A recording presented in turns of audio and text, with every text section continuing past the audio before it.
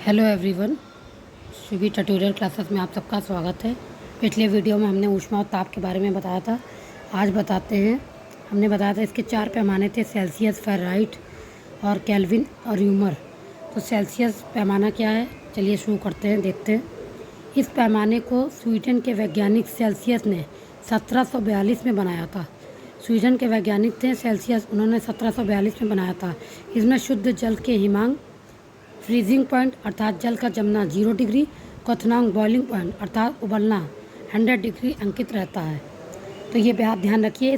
बस 3-4 पॉइंट हैं जो आपको ध्यान में रखने हैं। वो है कि एक सेल्सियस साइंटिस्ट थे, उनके नाम से ये पैमाना बना 1742 में।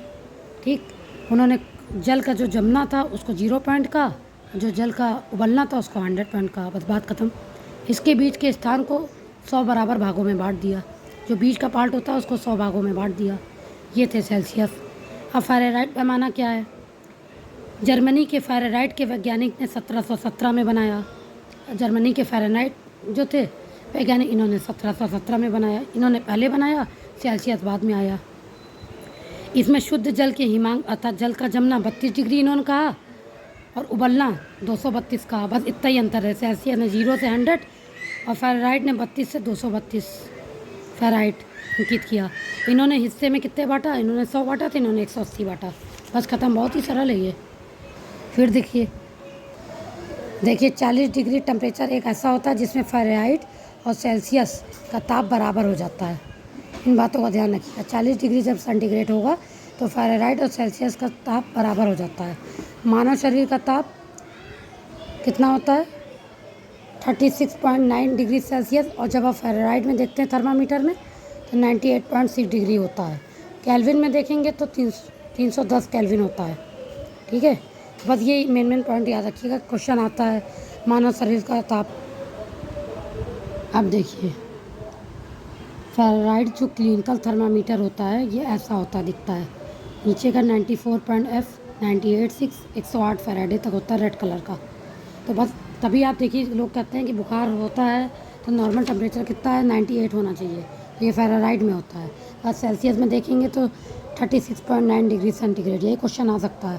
केल्विन में कितना होगा मनुष्य का ताप शरीर का? 310 केल्विन। अब चलिए बात करते हैं केल्विन पैमाना क्या होता है। लॉर्ड केल्विन द्वारा 1852 में बनाया गया था। उसके इन दोनों के बाद इसमें इन्होंने फ्रीजिंग पॉइंट बताया 273 केल्विन, बॉइलिंग पॉइंट बताया 373 केल्विन और 100 बराबर भागों में बांटा। और इसे एब्सोल्यूट स्केल भी कहते हैं।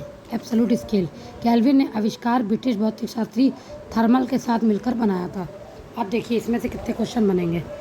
क्वेश्चन ये आ सकता है कि जो केल्विन थे, क्या उन्होंने अकेले इसका आविष्कार किया, या इनके साथ काम करने वाले साइंटिस्ट का नाम बताइए। फिजिक्स कौन था? फिजिशियन।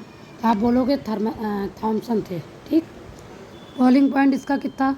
373 और फ्रीजिंग पॉइंट 273। पर ये सेल्सियस का कितना था? 0, 100 और फ़ारेनहाइट का 32 से 232। ठीक, अब आता है र्यूमर स्केल।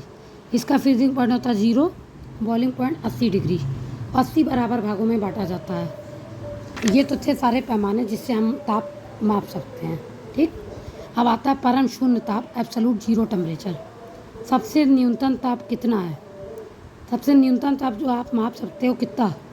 0 के या -233 डिग्री सेंटीग्रेड। इसके नीचे कोई ताप हो ही नहीं सकता।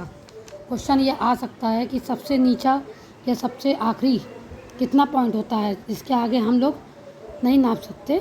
तो 0 के या -273 डिग्री सेंटीग्रेड। ठीक है, सेल्सियस, ये याद रखिएगा। इसके नीचे कोई ताप नहीं होता है। अब बारी है कन्वर्ज़न। अब जैसे 0 डिग्री प्लस 273 केल्विन बन गया, तो ये सेल्सियस किस में चेंज हुआ? तो केल्विन में। फिर 273 केल्विन -273 100 डिग्री में, केल्विन टू सेल्सियस। तो ये था। अब आगे देखेंगे तापमापी थर्मामीटर कितने तरह के होते हैं। नेक्स्ट वीडियो में आपको एक्सप्लेन करेंगे। वीडियो अच्छा लगा हो तो लाइक शेयर सब्सक्राइब करिएगा। मिलते हैं नेक्स्ट वीडियो के साथ। तब तक के लिए bye, take care, thank you for watching.